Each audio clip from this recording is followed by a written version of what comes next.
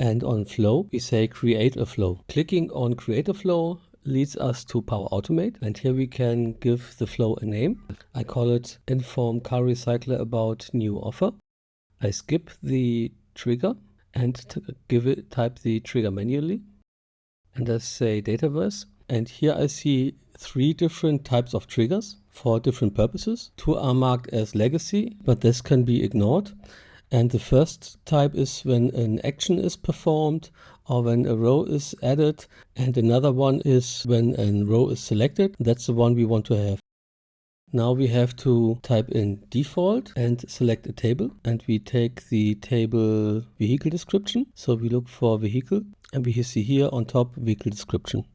Now we want to create a number of variables to make it easier for us later to fill the email with values. And we go to variable, initialize variable. That's the action we need. And here first we create the variable make. This is a string variable.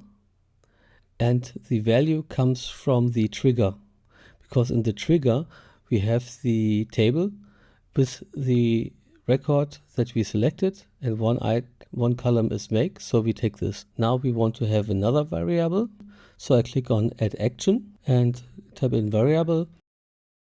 Here I don't see initialize, so I have to click on see more, and then I get all actions related to variables.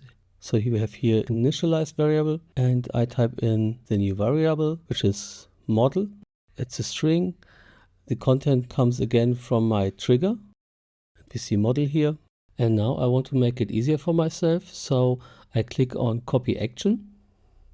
And that copies the last action into the clipboard. And I can paste it again and again and again. I do this really quick here. So I have a number of variables here. What I always do is I type in the name of the variable in the action, that I don't get confused what action is for which variable. A few minutes later. And then we are finished with the flow. Let's rename the flow to make it more appealing, because what you write here will be shown in the model-driven app from early of the video, where we want to start the flow. So we call it offer car to recycler for sale.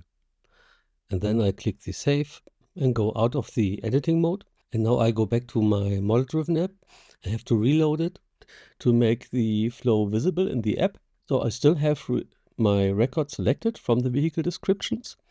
And now I go to the flow menu, click on offer car to car recycler for sale. I run the flow, and then I can see your flow run successfully started. And to see more details, I click on flow run page. And here I see the flow is still running. And to see what is going on in detail, I click on here. And I see, okay, it got triggered. The variables have been initialized. I did the list rows. I get the picture items record. And I have the apply for each. So for each attachment, I run this condition and it's true. So we have an attachment. And then here I get the attachments for the pictures, and they are in my array. And as we see here, we are currently creating the emails. Now we are done with the emails. It took more than a minute. Each email like 6 seconds. And I see here the feedback of what happened.